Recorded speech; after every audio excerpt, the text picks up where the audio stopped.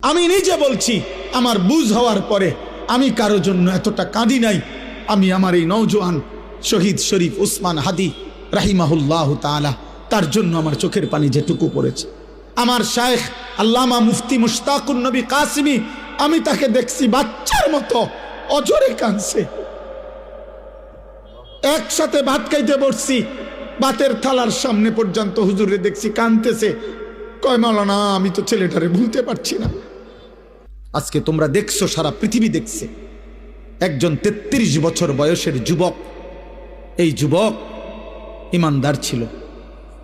আমার প্রিয় ভাই, আমার কলিজার টুকরা ভাই শহীদ শরীফ উসমান হাদি রাহমাতুল্লাহ আলাই, এই নওজোয়ান ইমানদার নওজোয়ান 5 ওয়াক্ত নামাজ সে পড়ত প্রতিদিন। খুদার কসম, ফজরের নামাজ সে জামাতে পড়ত। ফজরের জন্য বন্ধুদেরকে ডাকতো। ফজরের নামাজ পড়ে তার সংসদীয় এলাকা, যেখান থেকে সে স্বতন্ত্র প্রার্থী হতে চেয়েছে, সেখানে ওয়ার্কিং করত।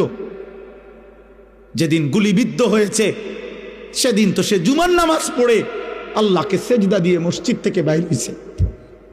এর কিছুক্ষণের মধ্যেই সে গুলিবিদ্ধ হয়েছে।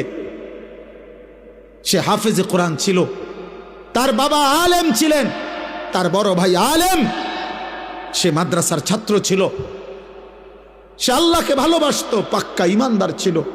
তার হৃদয়ের সবটায় দেশপ্রেম, মাতৃভূমির 1 ইঞ্চি জমিন, মাতৃভূমির 1 ইঞ্চি জমিনের আজাদি, স্বাধীনতা, সার্বভৌমত্ব সে দিল থেকে চেয়েছিল। তার বক্তব্য এটাই ছিল যে আমি আমার মাতৃভূমির 1 ইঞ্চি জমিন আমি কাউকে নিতে দেব না, নিতে দেব না। এক যুবক আল্লাহকেও রাজি করেছে, মাতৃভূমির প্রতি ভালোবাসা দেখাইছে।